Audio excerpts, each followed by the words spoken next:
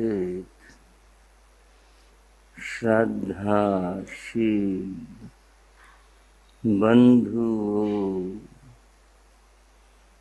एवं श्रद्धाशील बहनों, भगवती सूत्र में गौतम स्वामी ने भगवान से एक बड़ा अद्भुत प्रश्न पूछा। प्रश्न आप सुनेंगे, सुनकर तो विचित्र लगेगा, गहराई में चलेंगे तो आप भी सोचने को मजबूर हो जाएंगे। गौतम स्वामी ने पूछा, भगवान गर्भ में माता के उदर में जो जीव है उसकी गति कौन सी होती है, और समझ लें। यदि कोई पुण्यहीनता के कारण से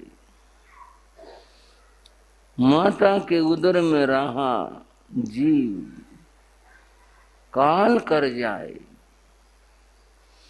तो वह मरकर कौन सी गति में जाता है? आपको लगा होगा ये बात क्या पूछी, गहरी बात। गति चार हैं, यह आप सब जानते हैं। नरक गति है, तिर्यंच पशु गति है, मनुष्य गति है, देव गति। इन गतियों में जाने के कारण भी हैं। हिंसा करने वाले, पाप करने वाले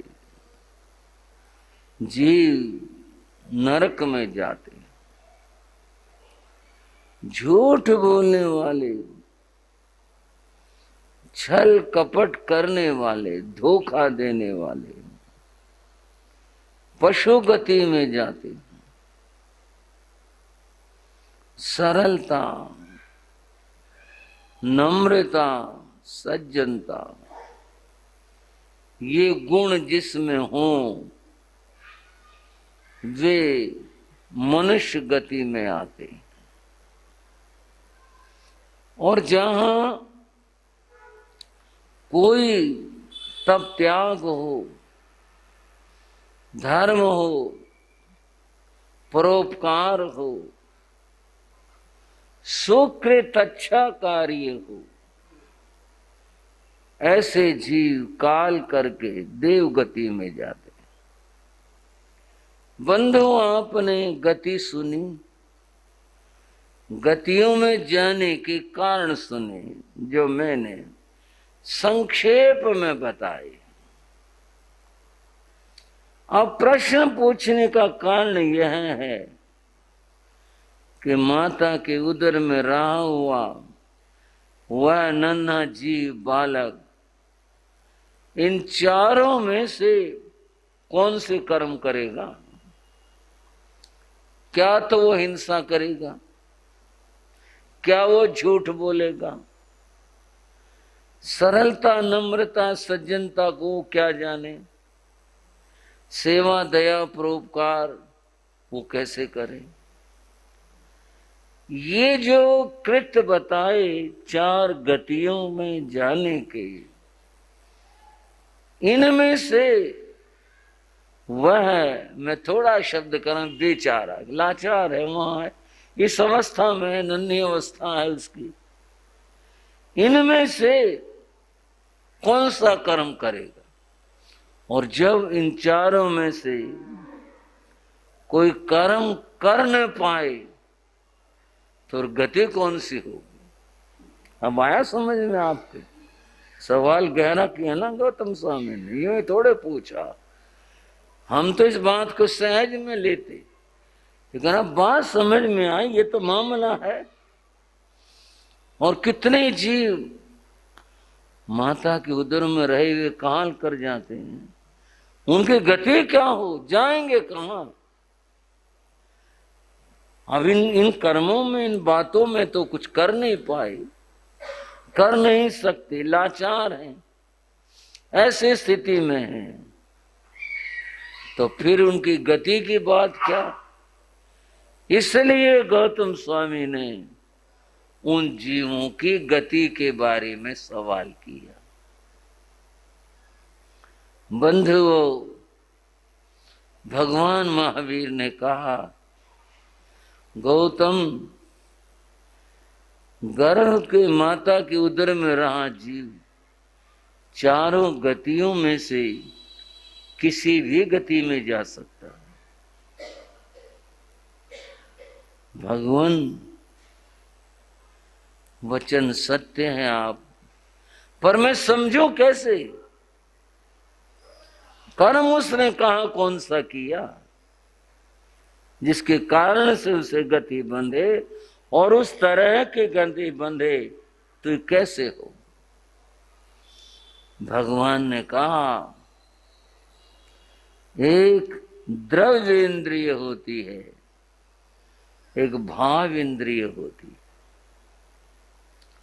उस जीव की द्रव्य इंद्रिय अभी विकासमान है, विकसित विशेष नहीं हुई। वैसे तो पर्याप्ति में हो जाती है, पर वो बात और तरह, हम इसको सहज में समझ लें।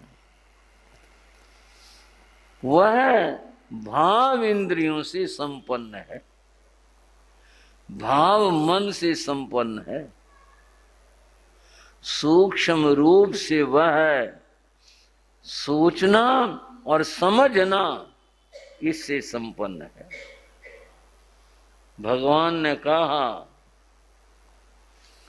माता के उदर में रहा हुआ जीव जब कभी वह उसका उपयोग स्थिर हो जाए तो वह भाव मन से, भाव इंद्रियों से विषय को समझता है।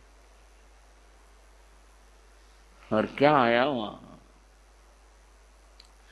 उस जीव की स्थिति बताई, वह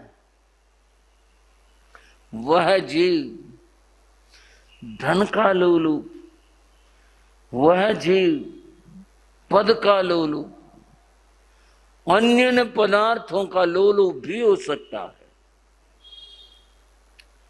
और कहा, जब कभी वह किसी प्रसंग में पिता के द्वारा, परिवार के सदस्यों के द्वारा, किसी और के द्वारा, श्रावक श्राविकाओं, गहरी बात समझने की है, आप गृहस्थों से संबंधित है, समझना। कभी वह सुनता है, आपको सुनाता कौन है? माता सुनती है, और जो जो माता करती है वह प्रभाव उस शिशु पर पड़ता है। हमारे राज्य पर आक्रमण कर दिया, हमारे दुश्मन ने मुकदमा कर दिया, हमारे दुश्मन ने हमारे घर लेने की ऐसे कर दिया, ऐसे कर दिया। इस प्रकार के भावों को, बातों को माता सुनती है तो वह भयभीत होती है। हमारा घर चला जाएगा, हमारा राज चला जाएगा, हमारा धन चला जाएगा, शत्रु आ जाएंगे, क्या हमारे ऊपर उस प्रकार आक्रमण कर देंगे। वह भयभीत होती है, कभी लोभ से ग्रसित होती है, कभी अहंकार से ग्रसित होती है। तरह तरह के भाव उस माता के भीतर से, उसके मानस से गुजरते। वह जीव, माता के उदर में रहा जीव, अपने भाव मन से और भाव इंद्रियों से उन भावों को ग्रहण करता है। और जिस किसी को वैक्रिय लब्धि प्राप्त हो वह भावों से कल्पना संजो लेता है। हमारा राज्य कौन छीन लेगा, हमारा घर कौन छीन लेगा, हमारा धन कौन छीन लेगा। वह क्रोध करता है, वो अहंकार करता है, वो लड़ाई की बात सोचता है। और यूं ऐसा भावों से सोचने वाला कर्मों का संचय करता है। गौतम कर्म बंध करता है और उन कर्मों के कारण से वह जैसे भाव है उनके अनुसार नरक में, तिर्यंच में आदि गतियों में जाता है। समझ आई श्रावक को? और फिर क्या कहा? तथारूप श्रवण महान साधु मुनि, तथारूप उस प्रकार के साधु, उस प्रकार के मुनि। किस प्रकार के? 5 महाव्रतों की आराधना करने वाले, स्मृति और गुप्तियों की परिपालना करने वाले, और संयम की आराधना करने वाले, परीक्षाओं को सहन करने वाले, संयम के अंदर जो सदैव आनंदित रहते हैं, ऐसे मुनियों की चर्चा सुनता है। जैसे उसने युद्ध आदि की बात सुनी, ऐसे जब वह सुनता है, कब? माता जब कभी सत्संग में जाती है, जब कभी ऐसे मुनि के दर्शन को जाती है, जब ऐसे स्थल के ऊपर जाती है जहां उसे धर्म वार्ता और धर्म कथा सुनने को मिले। सुनो, शास्त्र में शब्द आया, एक वचन भी उसने ग्रहण कर लिया। किसने? माता ने। एक वर्णम, एक वचन भी ग्रहण कर लिया। माता के शुभ भावों से प्रेरित हुआ वह जीव उन भावों पर श्रद्धा करता है। उन भावों पर श्रद्धा करने से उसके भाव निर्मल होते हैं, उसका अंतर निर्मल होता है, और तब वह शुभ कर्मों का बंध करता है। वह मनुष्य गति को बांध लेता है, वह देव गति को बांध लेता है, और आयुष्याल्प होने से गर्भ अवस्था में काल करके वह मनुष्य या देव गति को प्राप्त होता है। इस तरह गौतम मैं कहता हूं, उद माता के उदर में रहा हुआ जीव ऐसे नरकादि गतियों में, मनुष्य आदि शुभ गतियों में इस प्रकार जाता है। इस प्रकार से वह बंद करके उन्हें प्राप्त करता है। थोड़ा सा भावों से अब ठहर कर इस बात पर सोचेंगे कि यहां जो बात बताई और हुई उसमें प्रधानता भाव की रही। एक होता है शरीर से करना, एक होता है भावों से करना। देह से करना, देह के द्वारा कोई कार्य करना, वह द्रव्य रूप में करना है, और भाव से करना वह बाहर में दिखता नहीं है, परंतु भीतर में अपने अंतर के अंदर वह भीतर में विचार करता है। वो जो भाव है उसके, वो भाव कर्म बंध में, कर्म निर्जना में, दोनों में ही सहयोगी हुआ करते।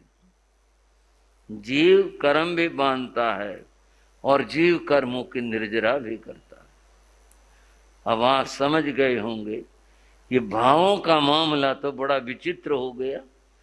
इसमें कर्म बंध जाते हैं, इसमें कर्मों की निर्जरा हो जाती है। इन भावों में बहुत बड़ी बात रही हुई है। बंध वो कहाँ गया? भाव प्रधानमाख्यातम।